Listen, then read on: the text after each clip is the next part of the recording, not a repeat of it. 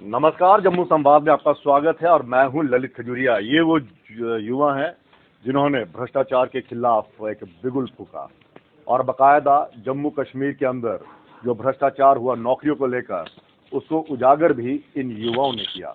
और ये मेरे हाथ में दस्तावेज हैं। अगर इन दस्तावेजों की जुबान होती, ये बोलते, तो चिल्ला चिल्ला कर एलजी साहब को कहते कि जनाब हमारा क्या कसूर था जो आपने इतनी बड़ी एक लिस्ट बना दी और उसमें जो नाम दिए उनको आगे चार्जशीट में नहीं दिया। ये दस्तावेज अगर बोलते तो एलजी साहब के कानों में इनकी आवाज जाती और तुरंत पकड़ लेते उन लोगों को जिन्होंने इन यूथ का भविष्य जो है वो अंधकार में डाल दिया। लेकिन अफसोस कागजों की जुबान नहीं होती। शायद यही वजह है कि ये कागज जो है कागज बनकर रह गए, हालांकि इसमें बहुत कुछ लिखा हुआ है। तो मैं बार बार कह रहा हूं, इनकी जुबान होती तो सच बाहर आता। खैर, ये बोले ना बोले, ये यूथ जो है ये बोल रहे हैं, इनसे हम बातचीत करेंगे। विंकल है, ये चेहरा सबको याद है और इसी चेहरे ने एक उम्मीद जगाई है युवाओं में कि हाँ, अब भ्रष्टाचार नहीं होने देंगे। विंकल, क्या कहेंगे? ये दस्तावेज जो हैं इनमें कई ऐसे नाम हैं, लेकिन अब पता चल रहा है कि चार्जशीट में ये नाम ही नहीं है। तो अगर इनकी जुबान होती तो मुझे लगता है सीबीआई आराम से सब कुछ कर देती। देखिए ललित जी, आपका बहुत बहुत धन्यवाद, क्योंकि आपका जो समर्थन हमें मिलता है सबका वहाँ तक आवाज़ आती है मीडिया फैटर्निटी को, वहाँ तक जब आवाज़ पहुँचती है तो फिर वो परेशान भी होते हैं। ठीक ठीक। अब देखिए, ये जो आप दस्तावेज की बात कर रहे हैं, इस दस्तावेज में नाम है, आप देखेंगे ध्यान से तो कुछ पॉलिटिकल पार्टियों के लीडरों के नाम जुड़े हुए हैं। तो कार्रवाई कैसे होगी जब वही मेरा जूनियर ही है, जब मेरा सीनियर ही है जिसका नाम यहाँ है, जो आगामी जो चुनाव जिनकी प्लानिंग चल रही है उसमें टिकटें मिलनी थी, जिनको सोचा था कि इनको प्रत्याशी बना के हम लोगों के बीच बेचेंगे तो नहीं, बेच तो हमें दिया लेकिन हाँ, आपके भविष्य को बेच तो दिया है। सही कह रहे हैं, आप गलत थोड़ा कह रहे हैं। तो उन लोगों के नाम में कार्रवाइयां तो दूर की बात थी, हमें ये तभी भनक लगी थी जब ये रिपोर्ट में सामने आया था। इस रिपोर्ट में क्या है? उन सब लोगों के कच्चे चिट्ठे हैं जिन लोगों को आज सीबीआई ने किसी एक छोटी मोटी धारा में भी चार्जशीट में नहीं डाला है, उनको छोड़ दिया है, उनको ये कह के भेज दिया है कि आप जाओ पेपर दो, इस बार कोई टेंशन नहीं लेना आप, कि एक बार हो गया सो हो गया, इस बार आप बिल्कुल। मुझे बताओ, ये वही दस्तावेज है, ये वही नाम है जिनमें अखबारों में सुर्खियां बनी थी कि किसी ने अपना प्लॉट बेच दिया, किसी ने अपना घर बेच दिया, किसी ने कहां कहां ना जाने जेवरात बेच दिया और 20-20, 25-25 लाख इकट्ठा करके पेपर खरीदा, पेपर दिया। ये वही नाम है, ये वही नाम है। और यहाँ कुछ ऐसे भी नाम है जिन लोगों ने दूसरों से पैसा इकट्ठा करके उनको पेपर दिया, खुद भी पैसे कमाए, लाया तो खुद के लिए था और वो बाद में आगे बेचा, यानी कि सेल्समैन थे जो पेपर बेचने वाले थे, वो लोग भी, उनके भी नाम हैं। इनमें वो लोग भी हैं जो आगे एजेंट के साथ मिलवाते थे, कुछ पॉलिटिकल पार्टियों के साथ भी कनेक्टेड है, दोनों ही है, रूलिंग अपोजिशन और कुछ नई भी बनी है, उनके भी हैं। तो मैंने वही कहा, जो पॉलिटिकल लोग हैं उन्होंने हमारा बेड़ा गर्क करा है, चिंता नहीं करनी करके सबका बेड़ा गर्क किया है। और कुछ लोग ऐसे भी हैं कि भाई हम लोग आपके रहबर हैं, हम आपका जो सुरक्षा जो है, आपकी जो नौकरियों के रखवाले हैं, नहीं चोरी होने देंगे। वो लोग भी मुझे लगता है कहीं ना कहीं उनको शेल्टर करने। अब आप जो यहाँ पे इकट्ठे हुए हैं, ये क्या मतलब कि किस तरह की आप इंक्वायरी चाहते हैं और किस तरह से आपको लग रहा है कि जिन लोगों के नाम आए थे उनको छोड़ दिया गया है? हमारा यहाँ ना इकट्ठा होने का एक तो कुछ हमें जो कहीं नाराजगी है, कुछ लोग हमारे इलेक्टेड हमने यहाँ से भेजे थे, हो सकता है उनको नहीं लगता होगा इलेक्ट होके गए थे, क्योंकि जब मेहनत नहीं ना करी हो किसी के नाम पे आप जीत जाते हो, तो फिर आपको लगता नहीं कि जनता का वोट भी चाहिए होता है। इवन दो उन्होंने सीबीआई को एफआईआर मतलब क्यों नहीं दर्ज कर रहे हो, अभी 6 महीने हो गए हैं और जेई के लिए अभी एफआईआर ही नहीं हुई है। लेकिन एलजी साहब तो कह रहे हैं कि पूरी पारदर्शिता यहाँ पर बरती जाएगी और निष्पक्ष जांच होगी। देखिए, दर्शिता जो उनकी दूरदर्शिता वो पूरी आर पार दिख रही है। हम गए, मैं गया, पेपर में दिया मैंने, जो जेकेएसएसबी है उसको भी ये भनक थी कि हाँ मैंने पेपर दिया है, लेकिन बड़ी शर्म की बात है उनको ये नहीं पता था किस कैमरा में पेपर दिया है। वो उन्होंने पब्लिकली नहीं बोला है, हमारे लिए उन्होंने पब्लिकली बोला है कि जो पेटिशनर थे वो उन्होंने पेपर दिया है। अच्छा, मतलब कि आंखों पे पट्टी बांध ली है। जी ठीक है। उनके लिए आंखों पे पट्टी बांध ली है और आपके लिए दिव्य दृष्टि उनके पास आ गई कि आपने पेपर दिया, और उनके लिए आंखों की पट्टी बांध ली जिन्होंने पेपर खरीदे और जो गलत तरीके से वहां पर बैठे। यही नहीं, दाद देनी पड़ेगी JKSSB की और प्रशासन की भी, लेकिन उनकी दृष्टि मुझे लगता है कि जहांगीर जी के ऊपर नहीं पड़ी, जब वो प्रेस कॉन्फ्रेंस दे देकर अपनी पीठ थपथपा रहे थे और कह रहे थे कि इससे बढ़िया पेपर हुए ही नहीं, आज से पहले यहाँ पे ऐसा एग्जाम हुआ ही नहीं, निष्पक्ष हुए हैं, बिल्कुल साफ गोई से हुए, तो फिर ये घोटाला कहाँ से आ गया? और सबसे बड़ी बात ये है कि जब ये घोटाला आया तो पूरी की पूरी टीम ही बदल दी, और मजाल है कि उनके ऊपर कोई एक्शन हुआ, प्रमोशन दे दी गई है। अच्छा, पूरी टीम नहीं बदली है, एक दो सिपह सलार उनके अभी भी वही हैं, वो मुखबर के तौर पर होंगे।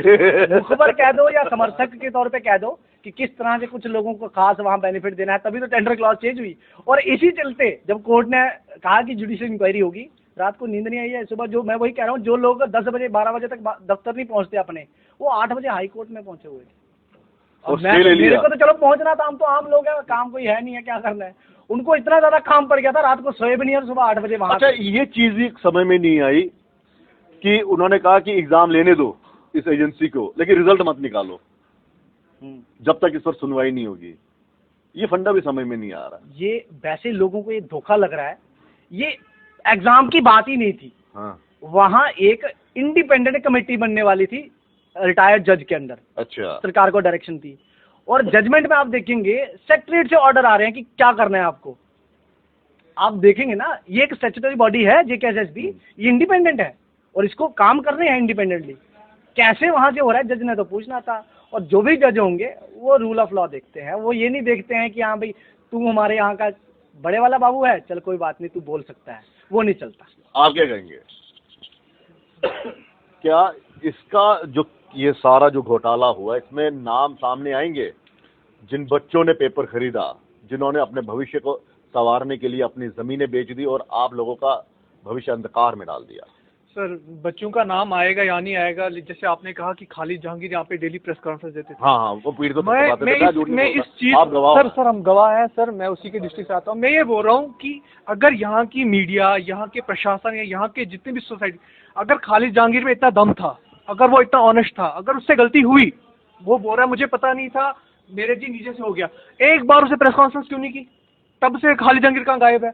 आज तब से पहले तो डेली आता था कि जी ये हो गया, ये हो गया, ये हो गया। नहीं, ये तब भी उस चेयर पे थे जब आप लोगों ने बिगुल फूंक दिया था। वही मैं कह रहा हूँ ना, आप उनको उठा के कुपवाड़ा DC कर दिया, बाद में कुपवाड़ा DC उठा के और कहीं कर दिया, क्यों? और उन्होंने एक प्रेस कॉन्फ्रेंस तक नहीं की, और सरकार का एक नुमाइंदा CBI ने उसका नाम भी नहीं लिया। अगर किसी घर में कोई चोरी होती है, किसी घर में कोई डाका होता है, तो घर का जो हेड होता है उसको पूछा जाता है ना, तो हेड कौन था SSB का? वो बोलेंगे हमें पता नहीं, आगे से हो गया। तो अलॉटमेंट किसने की, टेंडर किसने दिया? आपने दिए ना, आप ही आके जो स्ट्रेट लाइन चैनलों पे आके बोलते थे। तो आज कहाँ हो आप? और सर जो रही बात, यहाँ पे बच्चों के साथ खिलवाड़ किया जा रहा है। यहाँ पे किसी ने कहा कि यहाँ पे इलेक्टेड रिप्रेजेंटेटिव्स नहीं है। सर इलेक्टेड रिप्रेजेंटेटिव तो क्या होता था, सिगरेट की डब्बी पे ऑर्डर मिलता था। एक बात मैं बता दूं कि ये पूरे हिंदुस्तान में एक बात पक्की मानी जाती है कि जहाँ पर सरकारें होती है वहाँ पर ज्यादा घोटाले होते हैं, और यहाँ पर गवर्नर राज होता है वहाँ पे पारदर्शिता होती है। ये एक मोहर सी लगाते हैं। सर गवर्नर साहब का हम शुक्रिया अदा करते हैं कि उन्होंने इंक्वायरी बिठाई और फर्स्ट टाइम ऐसा हुआ। आप बोल रहे सरकार की एक मिसाल देता हूँ, GM सरूड़ी की, जब वो यहाँ पे मिनिस्टर था, अपनी बेटी की JKCET में उसने जगह बाहर से दिल्ली से एक लड़की लाई थी, फिर उसकी जगह बिठाई थी, और फिर बाद में उनको रिजाइन करना पड़ा था मिनिस्ट्री से। ये सबको पता नहीं होगा या नहीं होगा, ये कुछ टाइम पहले की बात, बहुत साल पहले की बात। तो सरकार तो उस लेवल के घोटाले करती है। हम यहाँ पे गवर्नर साहब का शुक्रिया अदा करते हैं, उन्होंने इंक्वायरी बिठाई, बट इंक्वायरी बिठाई उसको पूरा तो करो। आपने एक बच्चे को पैदा किया, उसकी परवरिश तो आगे करो। अगर CBI को आपने केस दिया है तो उसमें चार्जशीट तो फाइल करो, उन बच्चों के नाम तो लाओ। वो जो कोई चीफ सेक्रेटरी था पुराना, कौन था जिसके अंडर ये सब हुआ, प्रेशर था, उसका नाम सामने लाओ ना। आप नाम सामने नहीं ला रहे हो, आप उन बच्चों को डिबार नहीं करो पेपर देने से, और फिर जाके वो क्लास चेंज करके उसी कंपनी को दे रहे हो। अरे कितने एग्जाम हो गए हैं रिंकल अभी तक जो भ्रष्टाचार की भेंट चढ़ गए हैं? 5 तो चढ़ चुके हैं। हाँ?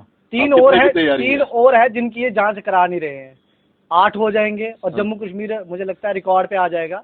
टॉप में, क्योंकि अभी तक मध्य प्रदेश है जिसके 3 थे, तो ये 5 कर चुके हैं। लेकिन मनोज सिन्हा जी ने अभी मुंबई में जाकर, वहां पर जाकर एक बयान दे रहे थे, मुंबई में दिया था काम, महाराष्ट्र में है ना, महाराष्ट्र वहां पे बयान देते, कह रहे थे यहाँ पे भ्रष्टाचार 370 से पहले भ्रष्टाचार था, यहाँ पे भ्रष्टाचार ही नहीं है। तो सवाल आपके ऊपर ही उठ रहा है जनाब, आप ही के टाइम में ये एग्जाम लिए गए, जहांगीर जी भी आप ही के टाइम पे थे, भ्रष्टाचार हुआ आप ही के टाइम हुआ, सीबीआई की इंक्वायरी की जांच दी आप ही ने दी, तो बाहर जाकर आप इतना सच कैसे बोल देते हैं?